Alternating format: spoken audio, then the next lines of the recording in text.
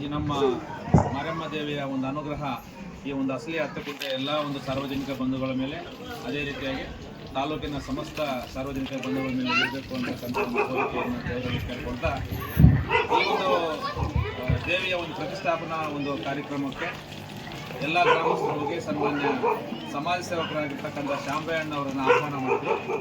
ಅವರು ಈ ಕಾರ್ಯಕ್ರಮಕ್ಕೆ ಬರ್ತೀನಿ ಅಂತಕ್ಕಂಥ ಒಂದು ಮಾತನ್ನು ಹೇಳಿದ್ರು. ಆದರೆ ಕಾರಣಾಂತರಗಳಿಂದ ಅವ್ರು ಬರಲಿಕ್ಕಾಗಿಲ್ಲ. ಅವರ ಅನುಪಸ್ಥಿತಿಯಲ್ಲಿ ನಾವೆಲ್ಲರನ್ನೂ ಸಹ ನಮ್ಮ ತ್ಯಾಗಣ್ಣ, ರವಿ, ನಾನು, ಬಾಬು ಮತ್ತು ನಮ್ಮ ರಾಜೇಶ್ ಇವರೆಲ್ಲ ಸೇರಿ ನಾವು ಬಂದಿದ್ದೀವಿ.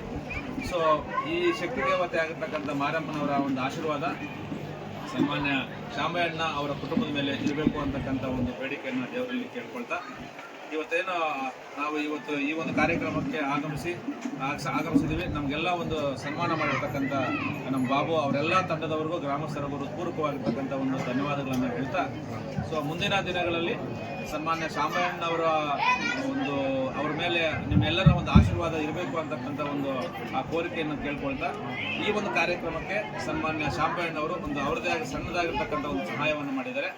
ಆ ಸಹಾಯವನ್ನು ಸೊ ಇವರಿಗೆ ತಲುಪಿಸೋದ್ರ ಮುಖಾಂತರ ದೇವಿಯ ಒಂದು